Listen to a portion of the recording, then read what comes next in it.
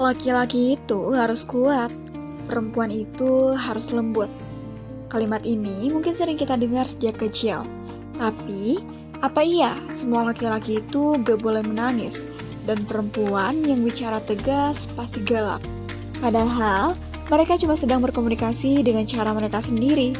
Nah, dalam video ini, aku akan jelasin mengenai komunikasi gender dengan fokus pada salah satu aspeknya, yaitu faktor eksternal yang mempengaruhi cara kita berkomunikasi sebagai laki-laki maupun perempuan.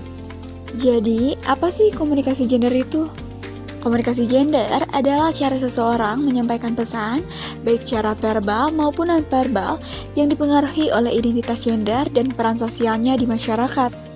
Komunikasi gender ini terbentuk bukan cuma soal jenis kelamin biologis antara laki-laki dan perempuan saja, tapi juga dibentuk oleh peran sosialnya di masyarakat, serta dipengaruhi oleh faktor-faktor eksternal. Nah, apa sih faktor eksternal itu? Faktor eksternal adalah pengaruh dari luar individu yang membentuk cara seseorang berkomunikasi berdasarkan gendernya. Faktor eksternal ini yaitu budaya.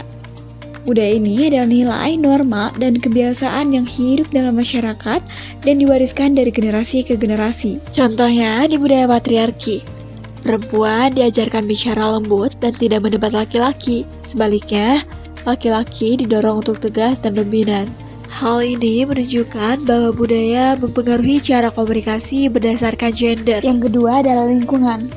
Lingkungan adalah tempat seseorang tumbuh dan berinteraksi sehari-hari, seperti rumah, sekolah, kampus, tempat kerja, atau bahkan di media sosial. Nah, lingkungan ini bisa sangat mempengaruhi bagaimana cara kita berkomunikasi. Lingkungan yang suportif biasanya memberi ruang untuk laki-laki dan perempuan untuk mengekspresikan diri. Tapi di lingkungan yang konversatif, kadang membatasi suara perempuan. Contohnya dari kecil saja, laki-laki sering dibebaskan untuk bermain di luar, belajar bersosialisasi, dan selalu tampil di depan umum. Sedangkan perempuan sering diminta bantu di rumah, bicara yang sopan, dan tidak terlalu menonjol dalam hal apapun. Yang ketiga, pengaruh orang terdekat terhadap komunikasi gender. Nah, pengaruh orang terdekat seperti orang tua, saudara, guru, teman, atau bahkan panutan di media sosial punya peran besar dalam membentuk gaya komunikasi kita berdasarkan gender. Kenapa? Karena sejak kecil, kita belajar bicara dan bersikap dari mereka. Apa yang kita dengar dan lihat setiap hari akan mempengaruhi cara kita mengekspresikan diri, termasuk karena kita laki-laki atau perempuan. Contoh gender dalam pengaruh ini adalah anak laki-laki sering dibilang, laki-laki tuh jangan nangis, harus kuat, jangan manja, kamu laki-laki. Akibatnya apa? Banyak laki-laki tumbuh menyembunyikan perasaannya, enggan untuk curhat dan bicara seperlunya. Mereka takut dibilang lemah dan jujur soal perasaan. Yang kedua, anak perempuan sering dibilang, jangan ngomong keras-keras, kamu itu perempuan. Perempuan yang baik itu harus sopan dan gak boleh banyak ngomong. Akibatnya apa? Banyak cewek jadi takut menyampaikan pendapatnya, padahal dia punya ide dan suara yang kuat. Jadi, pengaruh budaya, lingkungan, dan orang terdekat bisa sangat kuat. Bahkan bisa membentuk bagaimana komunikasi seseorang dan peran sosialnya di masyarakat. Seperti yang dialami Naila dan Dani berikut ini.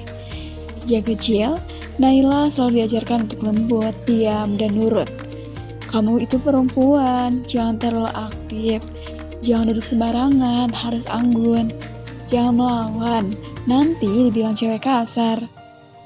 Ia tumbuh merasa jadi perempuan, artinya harus hati-hati dalam segala hal, bicara, berpakaian, bahkan bermimpi sekalipun. Sementara Dani, sejak kecil justru diminta untuk kuat, tegas, dan tahan banting. Laki-laki itu gak boleh nangis. Kamu itu laki-laki, harus jadi pemimpin. Lembek amat, jadi laki-laki kok gitu. Dani tumbuh dengan tekanan. Selalu harus terlihat siap, walau hatinya lelah. Saat kuliah, Naila dan Dani satu kelompok proyek. Naila punya banyak ide, tapi ragu bicara. Dani tampak percaya diri, tapi sering memendam stres. Di satu momen, mereka duduk berdua, diam saling memandang dan sama-sama lelah. Naila berkata, aku capek harus selalu ramah, sopan. Sedangkan Dani membalas, aku juga capek harus selalu kuat. Mereka sadar meski berbeda, beban mereka sama, dibentuk oleh harapan yang bukan mereka buat. Nah jadi, gender itu bukan cuma soal jenis kelamin, tapi soal peran, batasan yang dipaksakan sejak kecil, dibentuk oleh budaya, lingkungan, dan orang-orang terdekat. Saatnya berhenti memaksa anak laki-laki untuk selalu kuat dan anak perempuan untuk selalu diam. Karena di balik label laki-laki dan perempuan, ada manusia yang juga ingin jadi diri sendiri.